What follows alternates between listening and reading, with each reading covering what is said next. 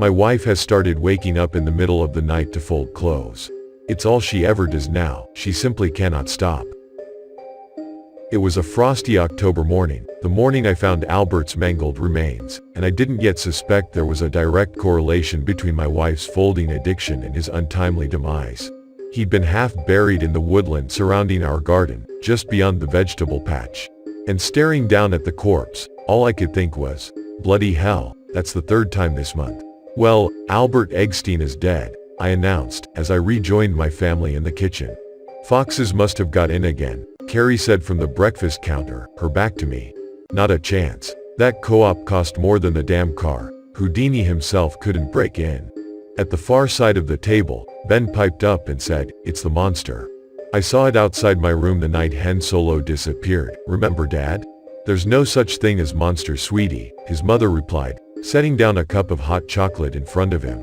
With a cutting glance in my direction, she added, "Phil, animals live in forests. Some of them eat chickens."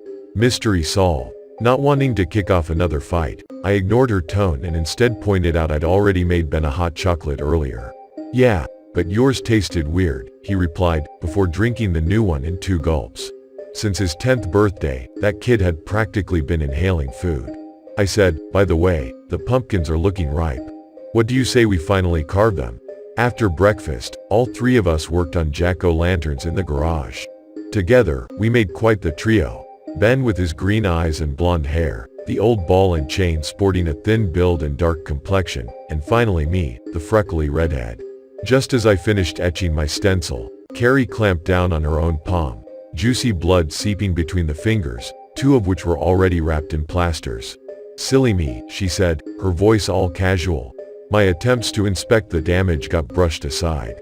"It's fine, I just nicked myself. I'll go get a bandage." "That looks pretty nasty." "We should." "It's fine, Phil, I just nicked myself. I'll go get a bandage," she repeated, then disappeared upstairs. "Is Mom gonna be okay?" Ben asked. "She'll be fine, bud. You know her, just a bit of a klutz sometimes." Bit of a klutz was an understatement. My dearly beloved had this uncanny ability to injure herself under the most unlikely circumstances, whether by getting caught between a prowl of warring cats or dropping ceramic plates. Once the pumpkins were done, I marched upstairs and knocked on the door to her changing room. Footsteps shuffled down a creaky stairwell. A door inside Carrie's room brought you to the attic, the only way of reaching the 3rd floor. When we bought the house, before Ben, she insisted on keeping that area for storage. In exchange, I got the garden. A key twisted in the lock, the door inched open, and then Carrie's head poked through the narrow gap. "What? How's the hand?" "It's fine. I'm not dressed." I pushed my foot beyond the threshold so that the door wouldn't close. "I don't mind," I said, with a cheeky grin. "Well, I do." Had I not reeled away, that door would have mashed all 5 of my toes. In order to maintain the delicate feng shui, Kerr's room remained strictly off limits. She kept things neat and meticulously organized, especially clothes. 3 days later, while Ben and I played Fall Guys in the lounge, he out of nowhere said, "I saw the monster again last night. It was watching me sleep from the hallway." My hand dropped onto his shoulder. "Hey, you know they're just dreams, right? The scariest thing you'd catch wandering around this house after dark is your mother in her face cream and hair rollers." After tousling his hair, I carried our empty chocolate wrappers and Pepsi tins toward the kitchen.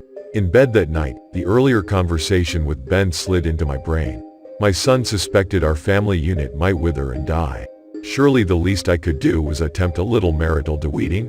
Over the coming weeks, each of my date suggestions, romantic dinner for 2, spa weekend, jazz cruise, were mercilessly shot down by Carrie, who insisted she either didn't have time or was too tired. How could anybody tend the emotional needs of a spouse that spent all day hauled up inside their secret lair?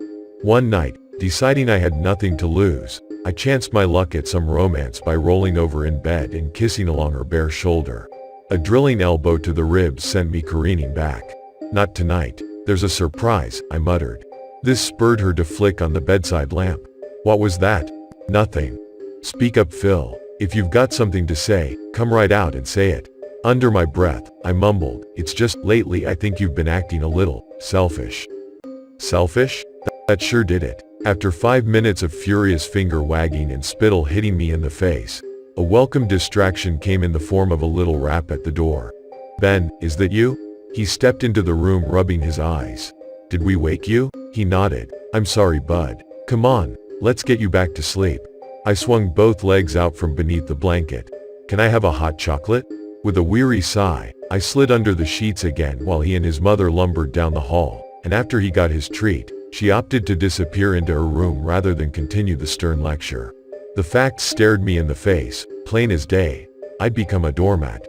A braver man, or perhaps one possessing some semblance of a backbone, might have bit the bullet and tossed the relationship into the compost heap.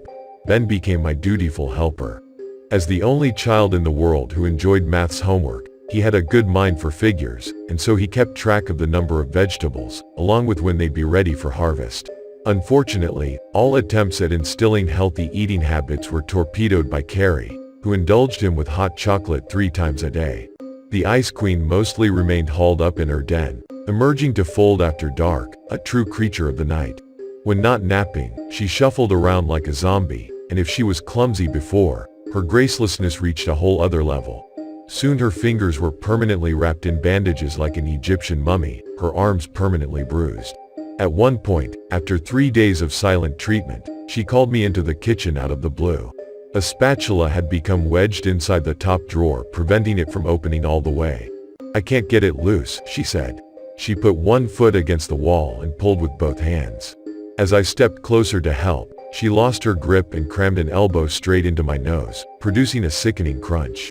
"Silly me," she said, immediately holding a dish rag against my face. "Here, tilt your head back." Throat already congested, I rasped, "Carrie, what the hell? Quit being such a baby. Hold still until the bleeding stop." My free hand shivered the spatula sideways until it slipped out. "You couldn't have managed this yourself?" "Thank you," she replied, her voice a few notches short of genuine, before she gestured toward a document on the center island. "By the way, you need to sign that. It's the new life insurance policy. I've upped our coverage." "What? Why?" "Well, our trip to the got me thinking. You never know what might happen. You said it yourself, you could have bled out. Here, gimme the cloth. I'll chuck it in the wash." Later that day, I turned tiptoed around, turning the house into a bomb site of scattered clothes, a true arc de triomphe of disarray and disorder. But the following morning, the mess hadn't rearranged itself.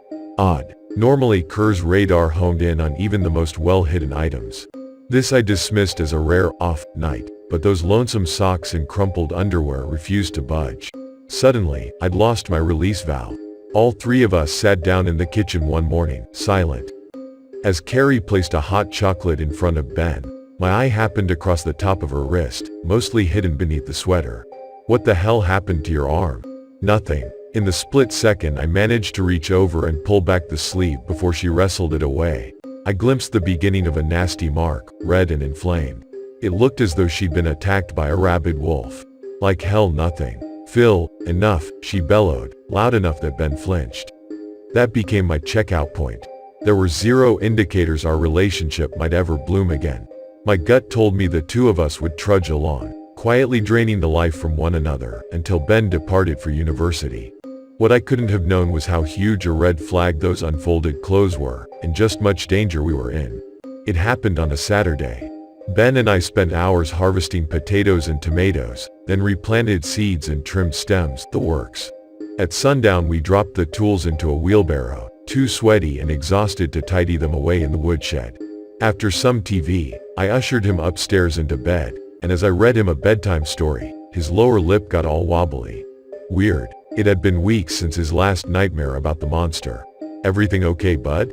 He avoided my gaze. I cupped his chin and used it to steer his head up.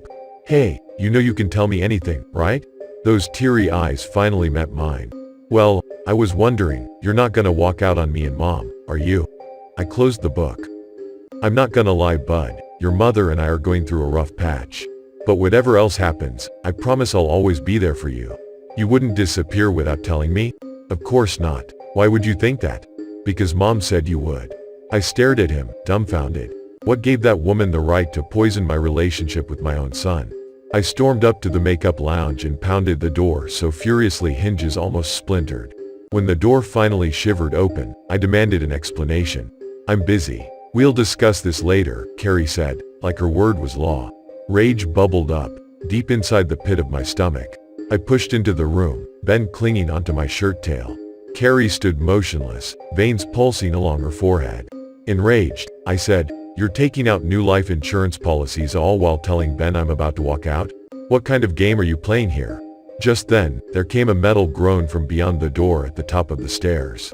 A hush fell over all three of us. Carrie's eyes flicked toward the attic, then she suddenly shifted gears. "You're right. Come downstairs, we'll talk things out."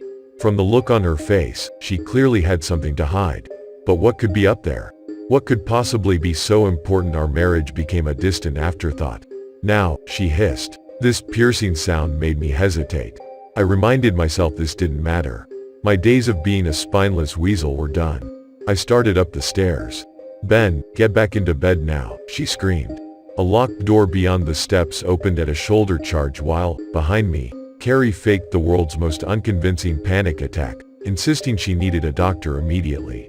Inside the darkened space, a cord dangled beside my skull. At a pull, a weak bulb blinked on, illuminating stacked boxes, clothes racks, and rickety furniture. A controlled, meticulously organized mess. I couldn't see more than a few feet ahead. The air up there tasted stale, sickeningly warm. My better half stepped in front of me, her panic attack miraculously cured. "Now you know my secret. I spent too much money on shoes and handbags. I've got a secret credit card. It's maxed out. I'm an addict. Let's talk this out in the kitchen." At the far side of the room, beyond stacked boxes, metal jingled around. In response to this, Carrie stabbed her tongue inside my mouth. "Come to bed," she whispered. I held her shoulders and used them to steer her aside. Through a narrow gap there hovered a pair of eyes, regarding us from the shadow of the corner. I pushed away a tower of boxes and then froze. Before me lay some kind of torture hostage. A thin, pale figure, barely visible in the gloom, wore a metal collar attached to the wall by a heavy chain. Had my wife been keeping an anorexic sex slave? For a moment I felt relief our love life had welted. Ready to channel months without intercourse into the ass-kicking of a lifetime, I stepped forward, but as I did, Carrie threw herself in my way and laced her hand with mine. I didn't want any of this. Nick, he manipulated me. I had no choice. Nick? So this bastard had a name. "Carrie," I said, still in a state of complete shock, "this is." As I took a second, harder look at the intruder, my voice died away.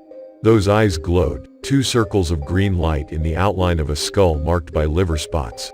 Beneath, pale skin vertebrae, cartilage, and muscle fiber shone through, connected by a network of blue and black veins. I didn't think anything so frail could possibly live. Yet the concave chest went up and down in little heaves, the chain rattling away. "At first I could manage alone," Carrie continued. "I just let him have a little taste of my own every now and again. Or I'd fish tissues and clothes out of the bin whenever you got cut. He'd wander around the house at night, and nobody got hurt. But lately," sustaining both him, she hesitated, as though realizing what she was on the verge of saying, "I just haven't been able to keep him satisfied.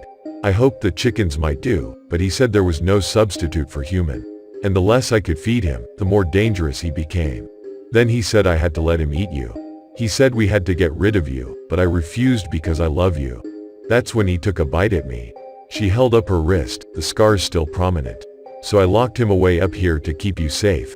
To keep us safe." A soft hand caressed my cheek while she reaffirmed her love, her right arm behind her back. "Come downstairs. I'll explain everything." This pathetic act didn't fool me. When she made her move, I was ready. My hand caught Carrie's wrist in midair, the knitting needle halting mere inches above my left temple. Her eyes went wide with fear. And when she tried to wriggle free, I let go. A red ink blot smeared across slanted wood boards as she slid onto the floor, directly beside her secret lover, whose nose twitched like a rabbit sniffing out a juicy carrot. He leaned over her, far as the chain would allow. "Nick," she rasped while he hunched over her body, drawing long, satisfied inhales. His mouth opened, revealing long, curved fangs longer than cayenne peppers, fangs capable of stripping flesh off a live chicken. Groggy and confused, Carrie's eyeballs rotated up towards him. "Darling," she muttered, a single digit pressed against her lips. Her companion smiled. Then, those fangs plunged deep into her neck. Carrie shrieked, her body quickly draining any sort of nutritious element. She deflated like a balloon after someone released the stem, her squeals becoming raspy croaks, quickly melting away. This macabre display startled a shocked gasp from me. My feet remained rooted on the spot. Meanwhile, Nick's muscles flexed and writhed, his belly swelling. Blonde hair sprouted from the taut skull, his spinal column becoming less defined, the wrinkles less pronounced. Now he appeared almost alive, better ripened. As the withered husk vaguely resembling the lady I married slumped onto the floor, a voice behind me screamed, "Vampire." This broke my paralysis. I spun toward Ben, whose cheeks were wet with tears. Oh shit. Even though this awful series of events made zero sense, I knew we needed to run, fast. I maneuvered him toward the stairs with a series of stiff, desperate shoves. From across the space, there came a metal groan and I glanced back right as the prisoner snapped the chain binding him to the wall with his bare hands. Although free, he didn't come after us immediately because colored garments lay spilled across the floor, collateral damage from Carrie's earlier tumble. My wife's lover scooped these up, began folding, and set them on an antique side table nearby.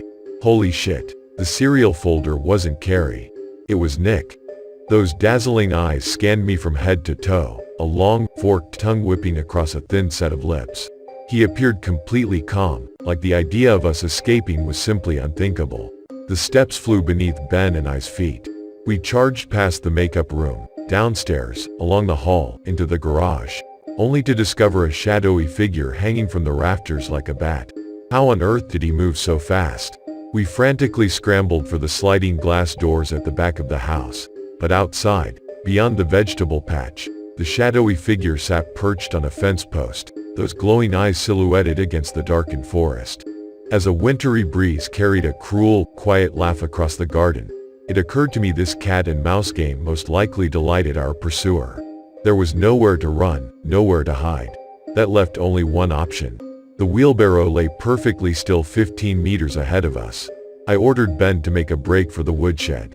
But Dad, he protested. Move. Heart pitoning in my chest, I trampled over strawberries and grabbed the head shears and held them out defensively. A single leap made Nick sail straight over the vegetable patch. Before I even knew it, an icy claw clamped tight around my throat, the force driving me down amongst the broccoli, breathless. My hands unintentionally released the shears. Above me, a glistening tongue slid out to wet the grinning mouth. I glimpsed pink-stained teeth, hooked fangs. This was the end. Any second now that bastard would drain my body and bury the remains in the soil, like the chickens. A sharp nail cut across my throat, and then Nick sucked the blood off his finger with delight, eyes rolled back in his skull. "I'm going to make you pay for what you made me do to Carrie," he said.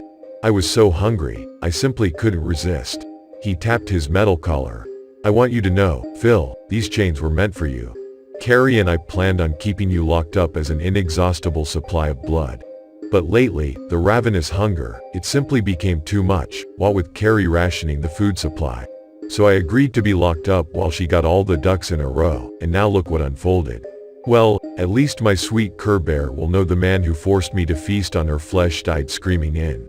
Out of nowhere, a child-sized object vaulted onto Nick's back and stuffed some kind of vegetable inside his mouth. This sent my opponent into furious convulsions. Only when I forced myself to sit up did it become clear Ben was paint-brushing Nick's face with a portion of garlic he dug out of the vegetable patch. The pair whirled around, a bulb half lodged inside the vampire's frothing mouth. He whipped his top half forward, simultaneously sending Ben airborne and dropping onto his knees, and hacked up a tidal wave of blood, both hands clutched around his own throat for relief. Fury washed over me. Having an affair with my wife was one thing, but nobody hurts my son, even the undead. In one smooth motion I jumped up and grabbed the shears and then charged forward with every ounce of strength I could muster, arms outstretched. Nick was too distracted to prevent the sharpened steel from piercing his chest, right where the heart would be. When I released the handles, they stuck out all by themselves. A death rasp went up. Expanding from the entry point, the bloodsucker's body evaporated like dust, peeling away in every direction across the torso, the breeze carrying the scattered remains away. Within seconds only the shears and metal collar remained, both of which dropped into the soil. It was over. A battered Ben staggered to his feet, his breath slow and choked. Pained even. I scooped him into my arms, then the two of us collapsed amidst the turnips, sobbing. For some time, I believed we'd escaped the nightmare, mostly unscathed. The beast died, I'd escaped a toxic marriage, and, after a months-long investigation, the police conceded they had no idea where Carrie disappeared to. Sounds like a happy ending, right? Over the coming weeks, Ben's appetite dwindled to the point he couldn't even keep hot chocolate down. The poor kid had so little energy, entire days passed without him so much as climbing out of bed. A series of dietary specialists were completely mystified. Then one morning, while he sat behind the breakfast table, I studied his blonde hair, those green eyes, and had a sudden, chilling realization. At the counter, I poured out a hot chocolate. Subtly, I pricked my finger with a needle, shook a few drops of blood into the cup, and stirred vigorously. Here went nothing. Ben took an apprehensive sip, slapped his lips together, and beamed. "This tastes great, just like the ones Mom used to make." And then I watched, horrified, as my son drained the liquid in a single gulp.